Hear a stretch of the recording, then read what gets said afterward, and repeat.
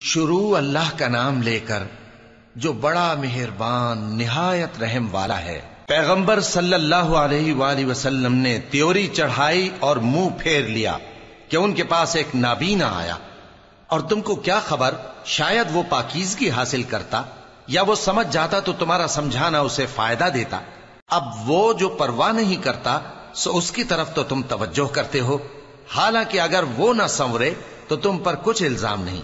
اور وہ جو تمہارے پاس دوڑتا ہوا آیا اور وہ اللہ سے ڈرتا بھی ہے تو اس سے تم بے رخی کرتے ہو۔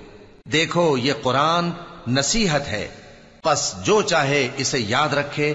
قابل ادب ورقوں میں لکھا ہوا جو بلند مقام پر رکھے ہوئے اور پاک ہیں، ایسے لکھنے والوں کے ہاتھوں میں ہیں جو بلند مرتبہ اور نیکوکار ہیں۔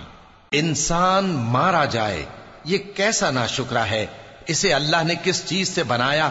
نطفے سے بنایا، پھر اس کا اندازہ مقرر کیا، پھر اس کے لیے رستہ آسان کر دیا، پھر اس کو موت دی سو اسے قبر میں پہنچایا، پھر وہ جب چاہے گا اسے اٹھا کھڑا کرے گا۔ کچھ شک نہیں کہ اللہ نے اسے جو حکم دیا اس نے اس پر عمل نہ کیا۔ تو انسان کو چاہیے کہ اپنے کھانے کی طرف نظر کرے۔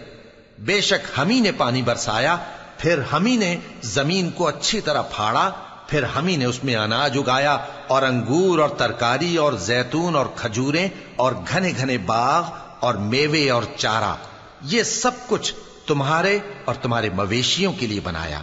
تو جب کانوں کو پھاڑنے والی آواز آئے گی اس دن آدمی اپنے بھائی سے دور بھاگے گا، اور اپنی ماں اور اپنے باپ سے اور اپنی بیوی اور اپنے بیٹوں سے بھی۔ ہر شخص اس روز ایک فکر میں ہوگا جو اسے سب سے بے نیاز کر دے گی۔ اور کتنے چہرے اس روز چمک رہے ہوں گے، خنداں و شاداں، یہ نیکوکار ہیں۔ اور اس روز کتنے چہرے ایسے ہوں گے جن پر گرد پڑ رہی ہوگی اور ان پر سیاہی چڑھ رہی ہوگی، یہی لوگ ہوں گے انکار کرنے والے بد کردار۔